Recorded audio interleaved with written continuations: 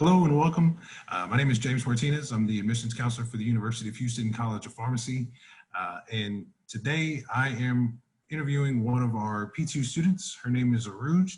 If you would, Aroge, please introduce yourself. Hi guys, so I'm a P2 student currently at the College of Pharmacy, and I'm also representing SCCP as a senior research chair today. Awesome. Aroge, if you would, please tell me a little bit about SCCP and how you guys promote research. So as research chair, it's our responsibility to basically facilitate a summer research program that we conduct through SCCP. And my responsibility is to kind of reach out to professors and different faculty members who are currently conducting research or are planning to have future projects. And they could be faculty that we've already had on board for previous years and also faculty that we haven't worked with before, just to grow the program. And basically what we do is facilitate that program, that research between those faculty members and students.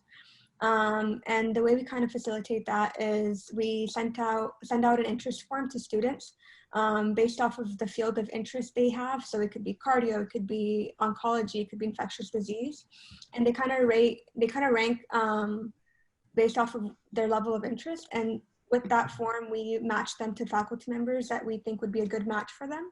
And then from there on, they kind of continue their research. Perfect. And you talked about how you help link students with faculty members through surveys. What skills or interests are necessary for pharmacy students in order to go into research? It really depends on the faculty member. So certain faculty member will require kind of a training period before they're comfortable in adding a student into a project. And that's basically just to gauge the student's level of interest and their level of commitment into the research project. But there's also faculty members that don't require that, and they will just take on students based off of us matching them through the program. Regardless of either way they go through it, they do look for students who are committed because research can require long hours sometimes. They want students who are dedicated and committed to the process and who are professional. Awesome. And then to kind of follow up, what skills are needed to pursue research, like you said, but what skills or what will be obtained by a student who goes into research opportunities? Honestly, it again depends on the project you're conducting. So again, you're going to be collaborating with multiple different students, grad students, PharmDs, different professionals. So you kind of learn how to work in that kind of environment. You build communication skills. You also, if you have a poster presentation at the end of your project, you work on public presentation skills. Also, I mean, I know for P2s, for P1s, you don't look into like literature evaluation, but because of research, you're reading a lot of different research articles, so that kind of helps going in for like lit eval classes that we have P2 year.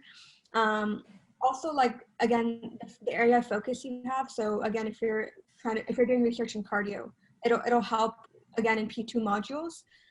You learn how to write different articles. You learn new softwares, lab techniques, again, depending on the type of research you're doing. Yeah, so really, like you said, depends on different research opportunities that you pursue, but there's really a lot available as far as what's out there and some of the resources that we have for it.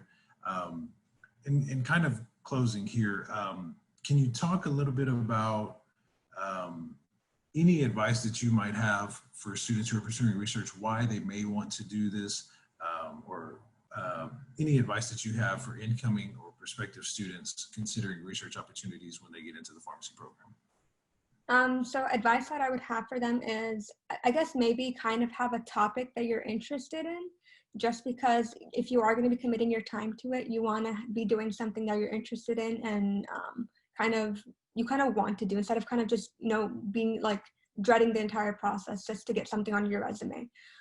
If you're committed to the project, if you're interested in it, honestly, you learn a lot. It helps you network, connect to different professionals. You learn from them. It's a great learning experience, and it's also a great way to stand out as an applicant for residency programs and different jobs.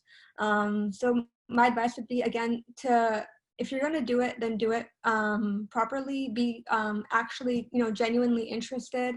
And then if you are interested and you make a commitment, remain professional, stick to your commitments, and remain dedicated to the hours that are required from you. Yeah.